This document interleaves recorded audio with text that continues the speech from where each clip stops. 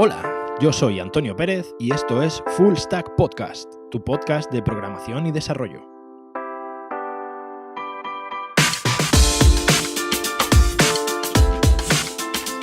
Bienvenidos a un programa más de Full Stack Podcast, el programa número 5. Cualquiera lo diría, ¿no? Ya estamos aquí, ya poco a poco vamos avanzando. Espero que siga así. En este programa número 5, voy a iniciar una pequeña serie, no va a ser algo tampoco demasiado complicado, pero sí que voy a iniciar una pequeña serie para hablar de 3 o 4, yo creo que van a ser 4 aspectos muy importantes en la generación de un proyecto, de una aplicación web actual o de una aplicación actual multiplataforma. En este programa número 5 vamos a hablar del primero de estos aspectos, que será los distintos tipos de bases de datos que tenemos disponible ahora mismo, ¿no? O sea, 5 tipos de bases de datos bastante comunes hoy en día, que son los que utilizan la mayoría de aplicaciones en este momento. En el siguiente programa hablaremos de lenguajes de backend. En el siguiente programa hablaremos de lenguajes de frontend. Y en el siguiente programa hablaremos de APIs. En estos 4 programas vamos a cubrir, vamos a ver distintas opciones y vamos a ver un poco buenas prácticas y tal para generar nuestro proyecto de aplicación web o de aplicación multiplataforma. Como todos sabéis, a día de hoy, básicamente un proyecto se compone de una base de datos, un servidor de bases de datos, una parte de backend que gestiona toda la parte relativa al almacenamiento y organización de estos datos, una parte de frontend, que es básicamente la que se encarga de toda la gestión de usuario, y una parte que sería la API que se encarga de la comunicación entre estas dos. Bien, pues en este primer programa, en este programa número 5 de esta serie, vamos a hablar de estos motores o gestores de sistemas de bases de datos, ¿vale? Vamos a ver. En este punto vamos a empezar a hablar de bases de datos, ¿no? Algo un poco abstracto, pero bueno, imprescindible a día de hoy si queremos trabajar en un proyecto más o menos interesante, ¿no? En primer lugar, vamos a ver qué tipo de base de datos vamos a utilizar. A día de hoy ya se están empezando a hacer relativamente comunes las bases de datos no SQL, ¿bien? En esta serie no vamos a tratar las bases de datos no SQL, vamos a hablar solamente de bases de datos relacionales. Bases de datos relacionales a día de hoy son la amplia mayoría de sistemas que se utilizan en aplicaciones y el 100% en aplicaciones pequeñas o medianas. Las bases de datos no SQL las vamos a dejar para otro programa. Más adelante dedicaremos un programa exclusivo a estas bases de datos no SQL. Pero por ahora vamos a hablar solamente de sistemas de base de datos relacional. ¿Qué es un sistema de base de datos relacional? Esto imagino que la mayoría de vosotros ya lo sabréis. O sea, conoceréis el modelo entidad-relación. O sea, una base de datos relacional son todas las tablas que contienen nuestros datos y todas las relaciones entre estas tablas. Lo importante de esta base de datos relacionales y la gran importancia que han cogido y por lo que la usa la mayoría de la gente es sobre todo por el lenguaje que utilizamos para acceder a ellas. SQL, Structured Query Language, el lenguaje de consulta estructurado, ¿no? Imagino que todos habéis tocado algo de SQL a la hora de coger datos de una base de datos, insertar datos, crear tablas, borrar tablas. Bien, SQL creo que es la gran base sobre la que todos trabajamos en bases de datos. Luego podemos trabajar con distintos wrappers o con distintos ORM o distintos frameworks, ¿no? Para gestionar la base de datos. Pero al final todo esto lo único que hacemos es traducir SQL. Terminamos todos trabajando con SQL. Vale. En este programa vamos a ver unos cuantos sistemas bastante comunes de bases de datos y las principales características que tienen, así como sus ventajas y desventajas, para que, os hagáis una idea bastante bien formada de qué tipo de base de datos o qué sistema de base de datos voy a elegir para mi proyecto, ¿vale? En primer lugar, vamos a ver el sistema SQLite, ¿vale? SQLite es bastante famoso. SQLite normalmente un sistema de gestión de base de datos es como una mini base de datos, ¿vale? Tenemos una serie de funciones reducidas con respecto a la gestión de los datos, pero esto precisamente nos da algunas ventajas. En principio, SQLite, todo el sistema, toda la base de datos se almacena en un solo archivo del disco. Claro, esto por una parte no lo hace apropiado para bases de datos grandes, pero por otra parte lo hace extremadamente portable. O sea, por estas razones por las que SQLite es muy potente y muy ligero. Para que perfecto, por ejemplo, para aplicaciones digamos, de un solo usuario, y donde más éxito está teniendo en este momento SQLite es en dispositivos móviles. Las aplicaciones de iOS, por ejemplo, el almacenamiento que se tiene que gestionar en el teléfono normalmente trabajan con una base de datos SQLite. Por otra parte, SQLite tiene una serie de desventajas. O sea, si os estáis realmente planteando crear un proyecto con SQLite, debéis de tener en cuenta ciertas cosas, como por ejemplo que no hay manejos de usuario. No hay distintos usuarios que accedan a la base de datos. O sea, la base de datos está accesible y punto.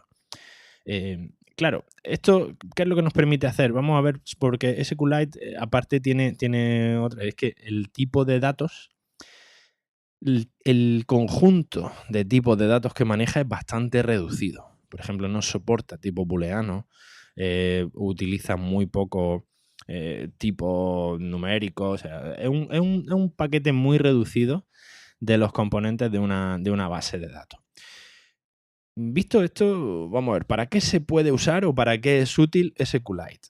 En principio, SQLite, como ya he dicho, sería bastante interesante cuando estamos hablando de almacenar datos en un dispositivo móvil mediante una aplicación móvil, ¿vale? Por otra parte, SQLite es bastante interesante si estamos haciendo una aplicación para un único usuario que sea muy portable. Algo muy, muy, muy portable. Imaginad, como hemos dicho, por ejemplo, un pequeño juego o algo así que se almacena para una sola persona, en la que no va a haber multijugador ni nada así. SQLite podría ser una buena opción. Y por otra parte, donde sí se está utilizando también bastante es como base de datos de desarrollo o de test. ¿Dónde no vamos a usar SQLite? O donde, digamos, si tu aplicación cumple alguna de estas características, SQLite, digamos, no va a ser una buena opción para ti. En primer lugar, en aplicaciones multiusuario.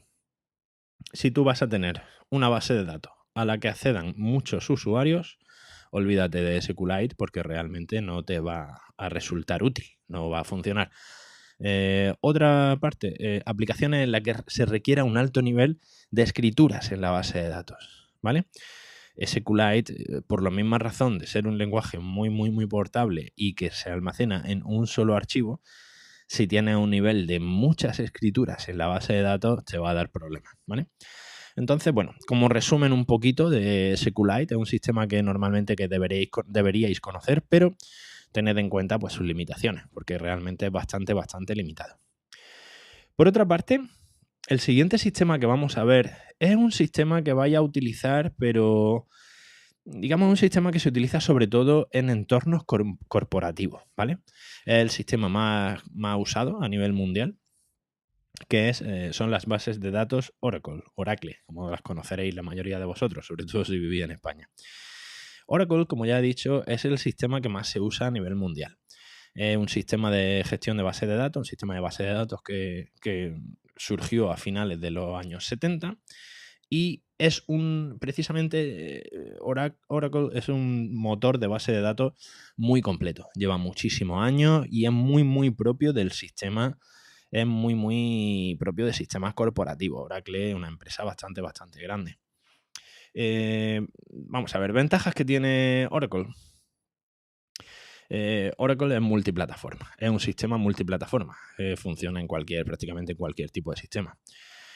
Además, también, yéndonos a características ya más técnicas en este momento, Oracle nos permite usar particiones dentro de la base de datos. Y es bastante sencillo de usar, no deja de ser un sistema de base de datos relacional que es bastante sencillo, consta de muchos plugins y tiene, como ya hemos dicho, un recorrido larguísimo. Las principales desventajas que tiene Oracle en este momento. En primer lugar, su coste es muy elevado. Oracle funciona con licencias de pago. No es un sistema gratuito, no es un sistema de código abierto, es una solución corporativa y no es barato. Y bueno, conforme a las últimas versiones también se ha hablado un poco, se ha criticado bastante la seguridad del sistema. Parece ser que Oracle está dando algunos problemas en cuanto a seguridad en la base de datos y demás, ¿no? Pero bueno, es un sistema bastante importante y desde luego, si vais a trabajar en una empresa grande, con sistemas que ya lleven un tiempo corriendo, con aplicaciones propias que ya lleven un tiempo funcionando, seguramente vais a necesitar conocer el sistema de Oracle para poder trabajar. Recientemente, pasando al siguiente sistema de base de datos relacional que vamos a ver en este programa, el siguiente sistema que vamos a ver es MySQL. MySQL seguramente todos lo conozcáis. MySQL a nivel de código abierto y a nivel de digamos, bajándonos a aplicaciones pequeñas, es un sistema muy común. Cabe destacar que últimamente este sistema de código abierto, este open source, fue adquirido por Oracle. Ahora pertenece a Oracle. Con lo cual, mucha gente está dejando de usarlo. Igual que cuando Microsoft ha comprado GitHub, mucha gente ya ha perdido un poco la confianza en GitHub. Pues con este sistema con MySQL ha pasado un poco lo mismo, ¿no? Porque realmente sigue distribuyéndose con una licencia de código abierto, pero bueno, ya han empezado a meterle algunas opciones de pago y han empezado a meter algunas funcionalidades ya con una licencia comercial. Lo cual ha hecho que este sistema de gestión de base de datos relacional pierda un poco de fuelle. Por ejemplo, ¿por qué es tan conocido MySQL? Porque WordPress se basa en sistemas de bases de datos MySQL. WordPress trabaja con MySQL normalmente. Entonces, claro, es un sistema, teniendo en cuenta que WordPress es entre el 25 y el 30% de las webs presentes en todo el mundo, en todo Internet. Claro, MySQL es un sistema muy utilizado. Muy utilizado. Aparte, MySQL consta de un sistema de gestión, PHPMyAdmin, que es muy conocido y la mayoría de hostings lo incluyen por defecto. Entonces, es un sistema muy común y la gestión de MySQL a través de PHPMyAdmin es bastante sencilla. La gestión la tienes directamente integrada en el propio servidor, con lo cual te facilita mucho. La gestión y el manejo de la base de datos se te facilita bastante. Tengamos en cuenta, hombre, el manejo de una base de datos siempre tenemos que darnos con mucho cuidado, ¿no? O sea, no estamos tocando cualquier tontería, ¿no? No es una página de WordPress que estamos borrando en texto, sino que al final estamos trabajando sobre una base de datos relacional y tenemos que tener cuidado, tenemos que saber muy bien dónde estamos tocando. ¿Cuáles son las principales? Dicho esto, ¿cuál es el principal uso de MySQL? MySQL normalmente triunfa cuando estamos trabajando sobre una página web que requiera una base de datos chiquitita, que sea una base de datos compacta, pero escalable y que más o menos nos funcione bien, ¿no? Claro, ¿qué es lo que pasa? MySQL es una opción en la que nos viene muy bien cuando se necesita una base de datos para transacciones de datos directas y sencillas. Pero, por otra parte, MySQL no rinde demasiado bien cuando las cargas son pesadas o cuando se intentan completar consultas muy complejas, ¿no? Si estamos haciendo inner joins de 3 tablas, muy frecuentemente o algo así, no es el sistema de base. Pero, claro, son determinadas situaciones ya en aplicaciones que requieran de una carga bastante más importante, ¿no? Vamos a ver un poco cuáles pueden ser las ventajas y las desventajas de MySQL. Por una parte, las ventajas que tiene MySQL, ¿de qué nos podemos beneficiar utilizando ese sistema de base de datos?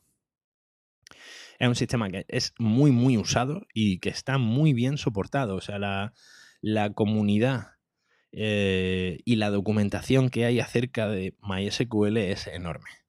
Y hay muchísima gente que lo utiliza, con lo cual es súper, súper sencillo.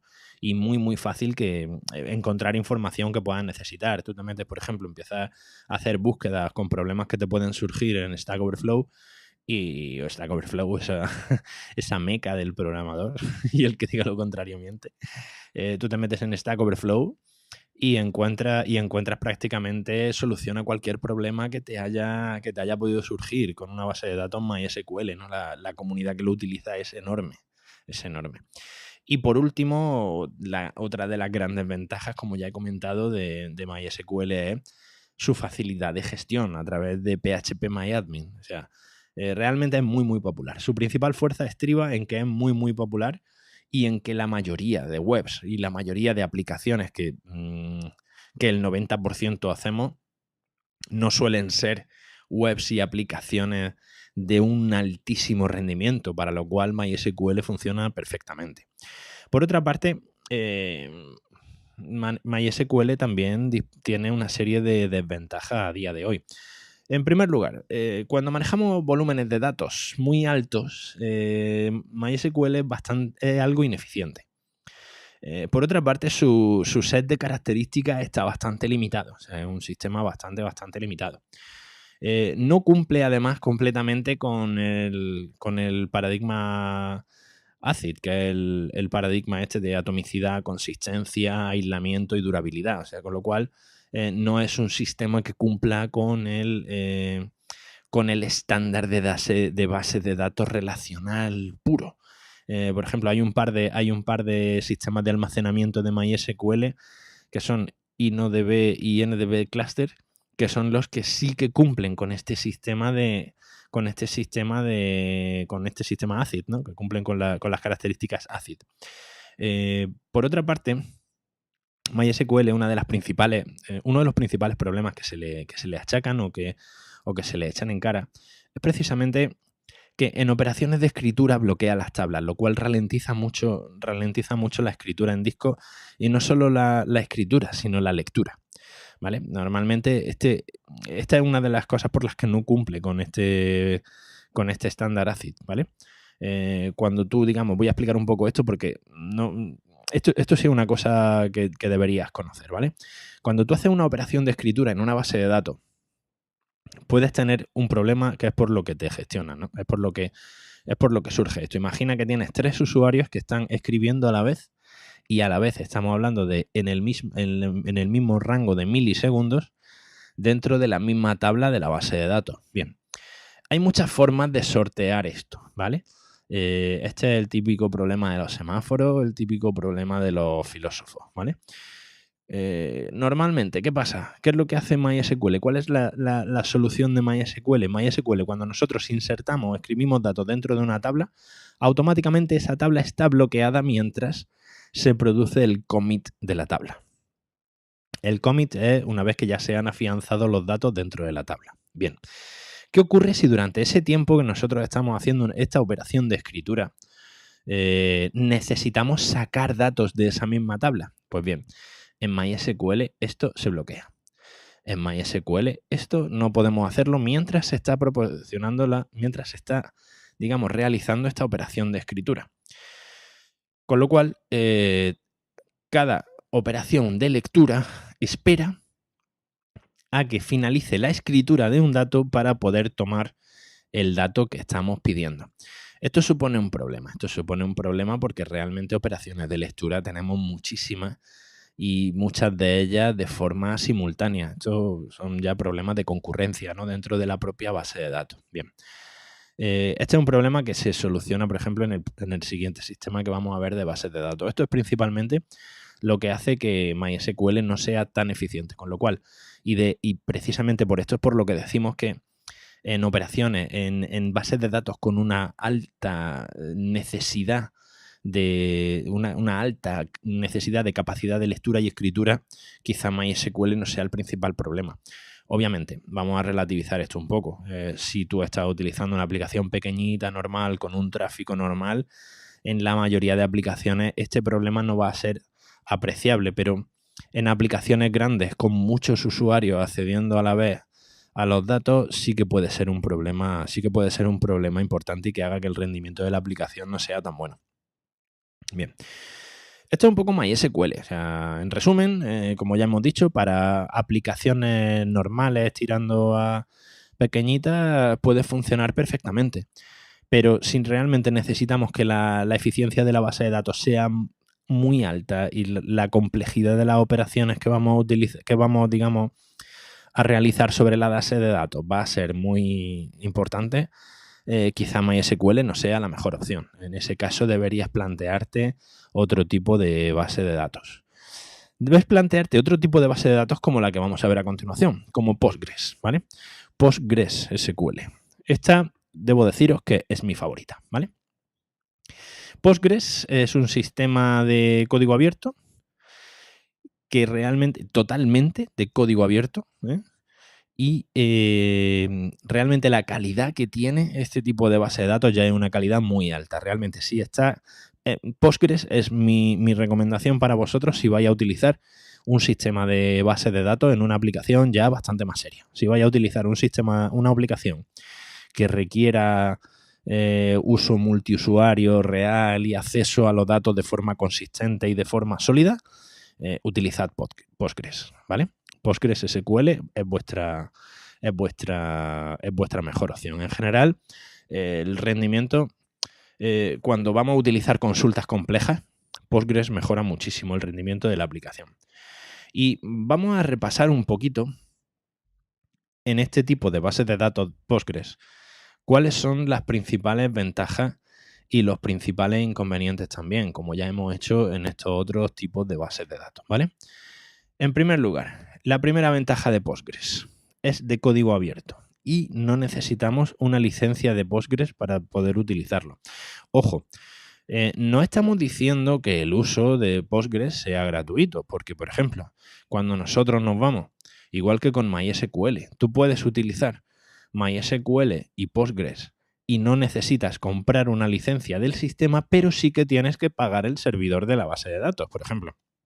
Lo que nos pasa a nosotros en nuestros proyectos normalmente.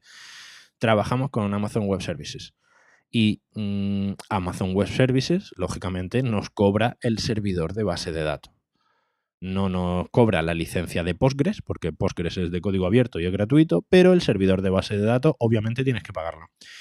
Aún así, esto abarata muchísimo los costes que, por ejemplo, cuando utilizamos Oracle. Oracle, aparte del servidor de base de datos y aparte de eso, tienes que pagar también el software, ¿vale? Entonces, con eso me refiero con que el software de la base de datos es gratuito. Por otra parte, es muy seguro. Postgres es muy seguro. La seguridad es uno de sus puntos fuertes. Y está específicamente diseñado para ambientes con alto volumen de datos. O sea, cuando estamos almacenando volúmenes de datos muy, muy altos, Postgres es también una muy buena opción. Bien. Soporta concurrencia, lo que estábamos hablando, por ejemplo. Esta es una de las grandes ventajas de WordPress. Soporta concurrencia para el bloqueo de lecturas en operaciones de escritura. Bien, voy a explicar esto cómo lo hace Postgres, por ejemplo.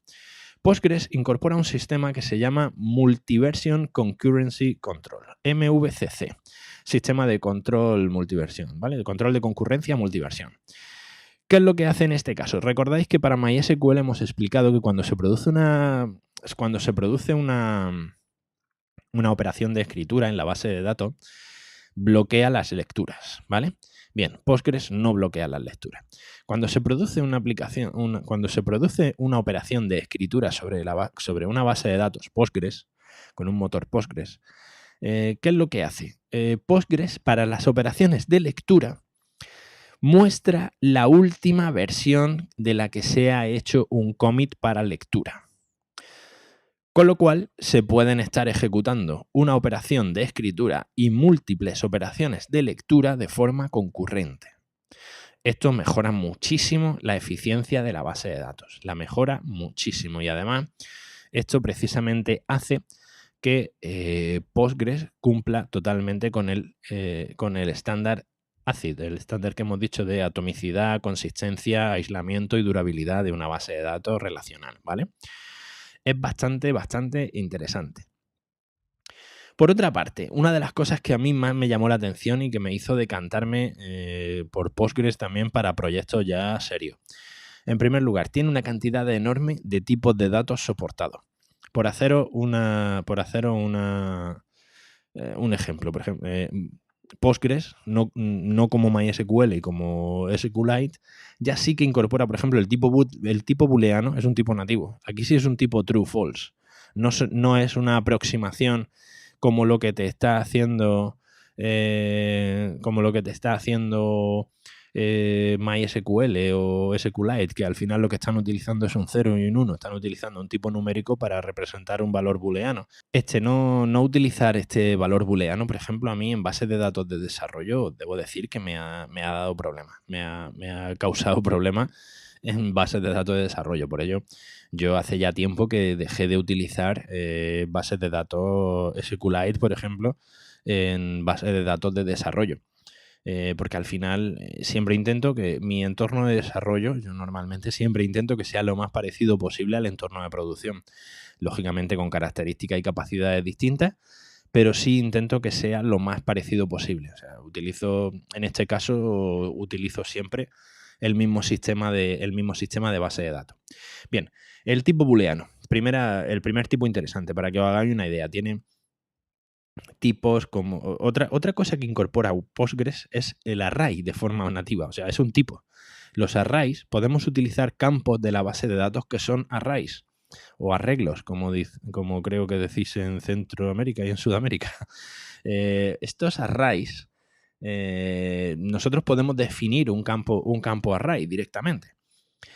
Aquí, vamos a ver. Este tipo de datos yo lo utilizo, ¿vale? Pero tenéis que tener cuidado. Utilizar arrays tiene que estar bastante justificado y tiene que ser, digamos, una última opción. No sustituyáis nunca un tipo de una relación entre dos tablas, ¿vale? Por un array. Nunca lo hagáis. Si podéis hacerlo con una relación, hacedlo con una relación. Estamos utilizando un sistema de base de datos relacional, ¿vale? He visto muchas veces, sobre todo en programadores jóvenes que no llevan mucho tiempo, con los que he trabajado, que se tiende a solucionar todo lo que puedo con un array o con una lista de array o con un conjunto de arrays. Vale, pensad en objetos. Intentar pensar en objetos, ¿vale? Un poco complicado al final, pero una vez que lo coges es mucho más eficiente y mucho mejor. Pero por otra parte, tener un tipo array nativo dentro de la base de datos es bastante interesante también. En ocasiones nos permite hacer cosas que en otro tipo de casos tenemos que definir relaciones muy extrañas, ¿no? O sea, cuando realmente vemos que estamos creando una relación forzada, ahí quizás sí que sea más interesante utilizar un array, ¿vale? Pero bueno, otros tipos nativos, por ejemplo, que incorpora Postgres. Un tipo que es una dirección MAC. Un tipo que es el tipo money, el tipo para utilizar monedas. Hay un tipo directamente para utilizar monedas en Postgres. Muy potente, muy potente. Bien, y aparte de tener esta cantidad de tipos, otra de las cosas que nos permite Postgres es crear nuestros propios tipos de datos. Esto es muy interesante también para determinadas cosas. Esto, da una potencia también brutal. Por otra parte, también está soportado por muchos lenguajes. O sea, Postgres es totalmente multiplataforma y multilingüe. No es un lenguaje, está desarrollado en lenguaje C, creo recordar. Sí, creo que está hecho en lenguaje C. Pero al final el sistema es extensible en muchos lenguajes. Esta es otra de sus principales características. Es extensible. El sistema podemos ponerle procedimientos almacenados que además nos van a ampliar la funcionalidad del propio gestor de bases de datos. Y vamos a ver cómo explico esto para que no suene para que suene sencillo. Postgres no es solamente un sistema de base de datos relacional, sino que es un sistema de base de datos objetos. está orientada a objetos directamente. Su diseño está orientado a objetos. Es una base de datos de objetos relacionales. Esto es bastante interesante. Esto nos facilita muchísimo, muchísimo la creación de la base de datos. Por otra parte, también tiene sus desventajas, lógicamente. La comunidad, por ejemplo, de Postgres no es tan grande como puede ser la de MySQL, por ejemplo. Aunque es una comunidad muy activa. Por otra parte, es una comunidad muy activa y eso no significa que no te vayas a encontrar solución a los problemas en Stack Overflow, en Internet, en blogs. Es un tipo de base de datos muy extendido, pero no es tan extendido como puede ser MySQL. Y luego, otra de sus principales achaques es que el rendimiento en benchmarks, sí es verdad que en ocasiones y para determinadas consultas, para consultas simples sobre todo, en consultas complejas, por ejemplo, es mucho más eficiente que MySQL, pero para consultas simples, en algunos benchmarks, por ejemplo, la velocidad de acceso a la base de datos no es tan alta. Aunque bueno, yo aquí soy bastante relativista, digamos, en el sentido de que, vamos, en el 95, el 98% de aplicaciones que hagáis no vais a notar. Estamos hablando de que en una consulta simple, a lo mejor en lugar de tardar 2,3 milisegundos, la consulta tarda 2,7 milisegundos. Si vosotros lo notáis, pues mira, a lo mejor a vosotros os supone un gran problema porque tenéis los poderes de Spider-Man y notáis el tiempo mucho más lento, pero vamos, yo no suelo notar este tipo de cosas. Y luego, otra de las principales desventajas es que, por ejemplo, no soporta consultas en paralelo. O sea, aquí, bueno, algún día hablaremos de esto también en el podcast. Aquí centramos la diferencia que hay entre concurrencia y paralelismo, ¿vale? Es un sistema con una concurrencia muy buena, pero no funciona en paralelo. Por otra parte, últimamente está cogiendo también bastante tracción un sistema de bases de datos que se llama MariaDB, ¿vale? ¿Cómo ha surgido MariaDB? MariaDB es, en esencia, una base de datos MySQL. ¿Qué ocurre? Cuando Oracle compró MySQL, mucha gente ya empezó a poner el grito en el cielo, se rasgó las vestiduras, manifestaciones en las calles, o sea, un trauma brutal, ¿no? Porque MySQL había dejado de ser de código abierto puro. Con lo cual habría que buscar una alternativa. Había que buscar una alternativa porque Oracle es el ojo de Sauron y nos va a robar los datos y nos va a robar nuestro dinero. Bien, hay mucho talibán también del código abierto, pero bueno. En este caso, claro, surgió MariaDB. MariaDB al final es un fork de MySQL, al que se le han mejorado algunas funcionalidades y tiene y se ha mejorado un poquito también el rendimiento. También trabaja, por supuesto, bajo licencia GPL, o sea, código abierto total. MariaDB incluye nuevos motores de almacenamiento para la mayoría de usuarios. Sobre todo, el más interesante es Aria, que viene a reemplazar a MyISAM, y también está ExtraDB, que sustituye a InnoDB, ¿vale? Si recordáis, hemos hablado hace un poquito acerca de este control de concurrencia multiversión que incorporaba Postgres. Bien, pues en este caso, con ExtraDB, MariaDB también lo incorpora. Y luego, MariaDB obviamente es compatible con todos los scripts más populares utilizados en hosting, como WordPress, Joomla, Drupal, Shenforo. O sea, teniendo WordPress, Joomla y Drupal, la mayoría de CMS los tenemos cubiertos. Y bien, eso, bueno, en resumen, si estáis utilizando MySQL, podéis migrar a MariaDB. Al final MariaDB es un MySQL con otro nombre y algunas funcionalidades o plugins nuevos que se le han incorporado. Bien, este es el resumen. Este es un poco el resumen de los principales motores de bases de datos que podemos utilizar. Resumiendo un poco, como ya os he comentado, mi elección particular es Postgres para proyectos más o menos grandes. Y ahora mismo, cuando por ejemplo hacemos alguna cosa con un WordPress, normalmente ahí sí es verdad que todavía estamos utilizando bien MySQL o MariaDB o algo así, alguna base de datos. Ya Oracle, yo por ejemplo no he trabajado mucho con bases de datos Oracle, he trabajado más bien poco, pero por eso, porque no he tenido necesidad, ¿no? Realmente siempre que he necesitado alguna solución más importante, he utilizado Postgres, que me gusta realmente mucho cómo funciona. Como sabéis, yo casi todo lo que trabajo en backend lo trabajo con Ruby on Rails, y Ruby on Rails y Postgres funcionan muy bien juntos. La verdad es que funcionan muy, muy bien juntos. Active Record se entiende a la perfección con Postgres y esa, digamos, es mi principal solución. Si vosotros realmente trabajáis con otros sistemas o trabajáis con otros eso, que no necesitéis tampoco una capacidad muy, muy alta, podéis trabajar perfectamente con MySQL o con MariaDB. Y SQLite, pues bueno, lo que hemos hablado, SQLite normalmente lo vais a utilizar cuando utilicéis almacenamiento en local en una aplicación móvil o algo así, ¿vale? Y bueno, ya dicho esto, vamos a hablar precisamente de la herramienta de la semana. La herramienta de la semana, en este caso vamos a hablar obviamente de una herramienta relacionada con la base de datos, y como yo utilizo Postgres, por si vosotros no lo conocíais, os voy a hablar de un sistema de gestión de bases de datos Postgres que se llama pgadmin, ¿vale?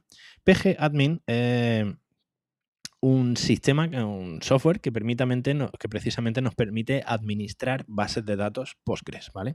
Igual que puede ser phpMyAdmin con bases de datos MySQL, con el que supongo que la mayoría de vosotros estaréis ya familiarizados. Pues lo mismo que hacemos con phpMyAdmin en una base de datos MySQL, lo hacemos con pgadmin en una base de datos Postgres, ¿vale? Pero además tiene capacidades bastante interesantes pgadmin. Os voy a dejar el enlace a pgadmin dentro de las notas del programa, pero bueno. Con pgadmin podemos administrar bases de datos Postgres de la versión 9.2 en adelante, ¿vale? Está ahora mismo en su versión 4, pgadmin 4, y nos permite, además, este programa nos permite conexión con múltiples bases de datos, es totalmente multiplataforma, lo podéis utilizar tanto en Windows como en Mac, como en Linux, como en Unix.